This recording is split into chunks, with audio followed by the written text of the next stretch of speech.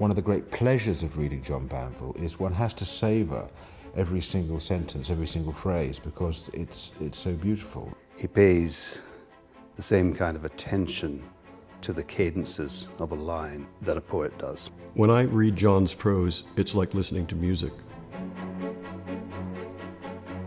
John has always been a maverick, and I think he's doing something that almost nobody else is doing. He's not interested in narrative in the way that most novelists are.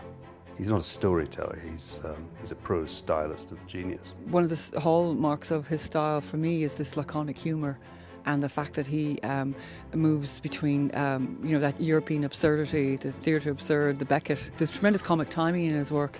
There's also Nabokov's elegance. He cares deeply about the work, but those who care about the work, he then cares about them as well, all of them. As a literary editor, he was very good at helping and identifying young, upcoming Irish writers. He was very thoughtful about all the publishing areas, the jacket, sales, marketing, publicity. The first time he was shortlisted for the Book of Evidence, it was the beginning, I think, of him being taken seriously as a writer. When he sent me the manuscript of The Sea, he said, here's another dreary book as a kind of joke, that won't sell much. Of course, thankfully, it proved otherwise. But then when he finally did win, I think it was more than anything else a relief to have just got it out of the way. John is extremely critical of his own material, to the point where he does not allow me to send him reviews.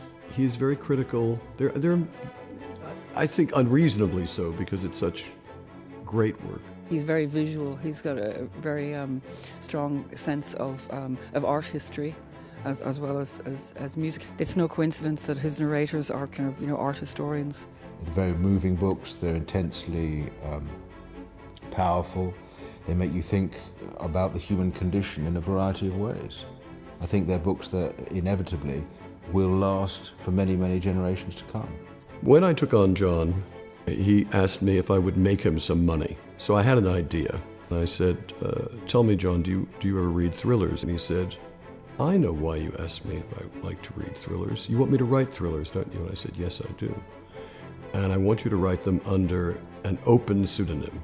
I said, what do you want to call yourself? And he said, Benjamin White, the name of one of the characters in his early books. I said, no, John, you're writing thrillers. You're going to be Benjamin Black. And so it was.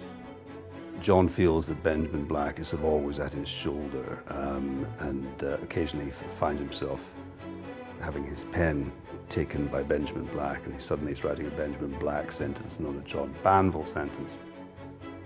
It's a deceptive pace in John Banville's work. The mind is working fast. His narrators are usually in a hurry, or in fact, if they're not so much in a hurry, they're more like in a panic. But it's a controlled panic, because it's the sensibility.